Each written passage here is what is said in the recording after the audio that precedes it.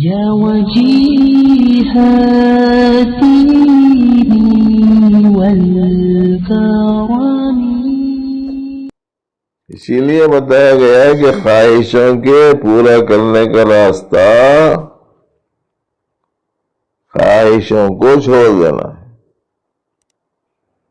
اور یہ اللہ پاک نے بتایا. اللہ پاک نے کیا بتایا؟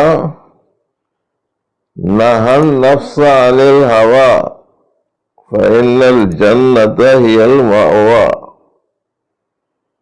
جو شخص نفس کو خواہشوں سے روکا جنت اس کا ٹھکانہ ہے. تو یہاں خواہشوں سے روکا، پھر بتایا کہ خواہشوں کے پورا کرنے کی جو جگہ ہے وہ جنت ہے، ہر خواہش پوری ہوں گی. تو اس واسطے عرض کر رہا ہوں یہ خواہشوں کے پورا کرنے کا راستہ خواہشوں کو چھوڑ دینا ہے. اب سمجھ میں آیا؟ پہلے آیا تھا جنت میں ہر خواہش پوری ہوگی نا. جنت میں ہر خواہش پوری ہوگی تو اللہ پاک نے یہ بتایا کہ تم دنیا میں خواہشوں سے رک جاؤ، تمہیں جنت ملے گی. تو اس واسطے خواہشوں کے پورا کرنے کا راستہ کیا ہے؟ خواہشوں کو چھوڑنا. اور یہاں خواہشوں کو پورا کرنا دراصل اپنے ہی ہاتھوں اپنی خواہشوں کو چھوڑ دینا اور توڑ دینا ہے. کہنا تو ہے نہیں نا یہ خواہشوں کی تکمیل تو دنیا میں مستقل رہنے والی تو نہیں ہے کہ ختم ہو جائے گا. حکیم لوگ بہت ساری چیزوں کے کھانے سے روک دیتے. کئی کو روکتے ہیں وہ چیزوں کو کھلانے کے واسطے. ارے یہ کیا حکیم صاحب ہے، یہ مت کھاؤ وہ مت کھاؤ، تیل مت کھاؤ، گھی مت کھاؤ، مسالے مت کھاؤ، بریانی مت کھاؤ. وہ حکیم سے پوچھنا ارے بھائی تقویت والی چیزیں ہیں یہ، قوت والی چیزیں ہیں یہ، آپ روک دے رہے ہیں ان سے. تو وہ کہتا ہے کہ اصل میں اس وقت میں یہ چیزیں تمہارے لیے نقصان دہ ہوں گی، اس لیے کہ اس کے ہضم کرنے کی یا قبول کرنے کی صلاحیت تمہارے جسم میں نہیں ہے. اور اگر تم اس کو استعمال کرے تو پھر ایسی صورت میں تمہارا بچنا مشکل ہے. تم پرہیز کر لو، اتنے دن پرہیز کر لو، اتنے ہفتے پرہیز کر لو، اتنے مہینے پرہیز کر لو، جب تمہارا اندرونی نظام صحیح ہو جائے گا تو پرہیز بھی ختم ہو جائے گا. اس کے بعد میں کھا سکتے تم. تو کھلانے کے واسطے کھانا بند کر دے رہا ہوں ہے نا. اچھا کوئی حکیم کو ڈاکٹر کو بولتے نہیں، کئی کو منع کر رہے ہیں صاحب آپ بول. انہیں ہمدرد ہے، خیرخواہ ہے، آپ کا معالج ہے، بولتے ہیں صاحب ٹھیک ہے صاحب آپ جو بولے وہ کرتا ہوں. کئی لوگ تو کئی دن تک خالی لیمو کا پانی پی کے زندگی گزار رہے ہیں.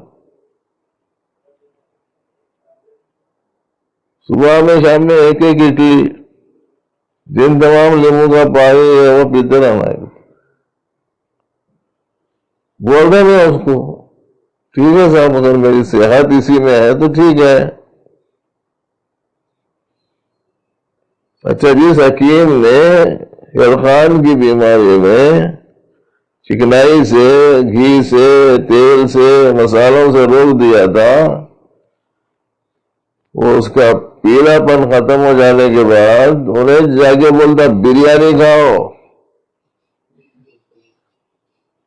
تو کئی کو روک رہا تھا کھلانے کے واسطے نہیں کھلانے کے واسطے. ایسے ہی اللہ نے اس دنیا میں خواہشات کو پورا کرنے سے روکا. کئی کو روکا؟ خواہشات پورا کرنے کے واسطے روکا. اسی لیے عربی کا ایک جملہ ہے منعہ عطاؤہ،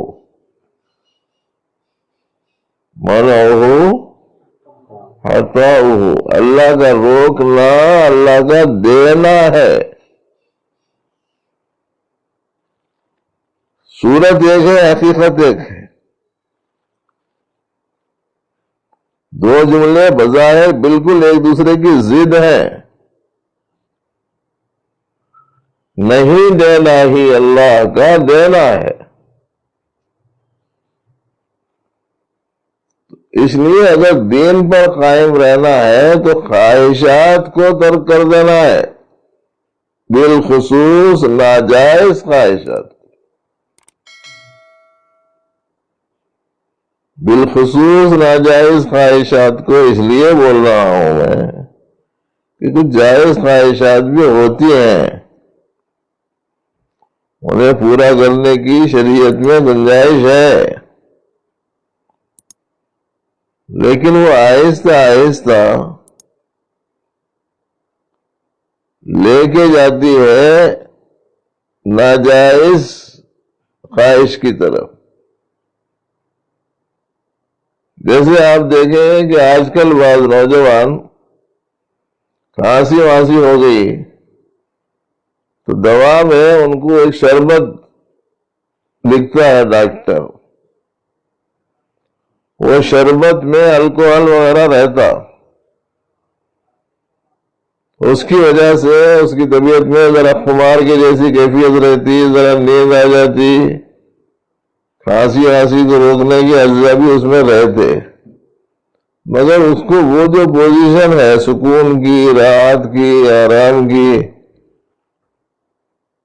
وہ پیتا رہا بیماری رہنے تک۔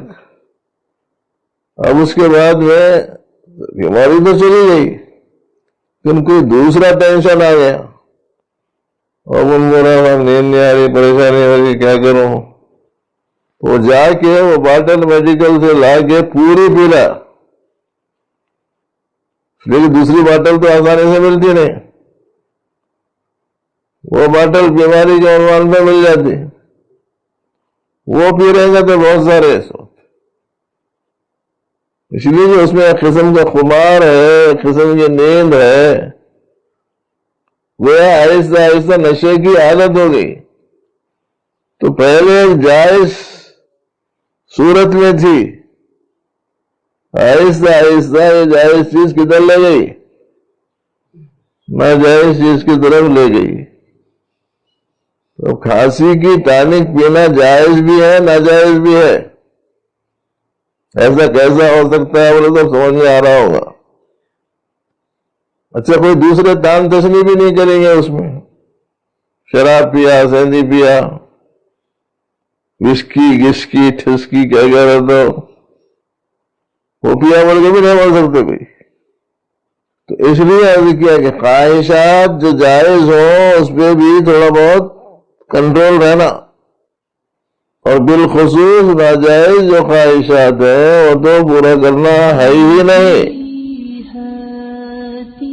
سیدھے راستے سے ہٹانے کا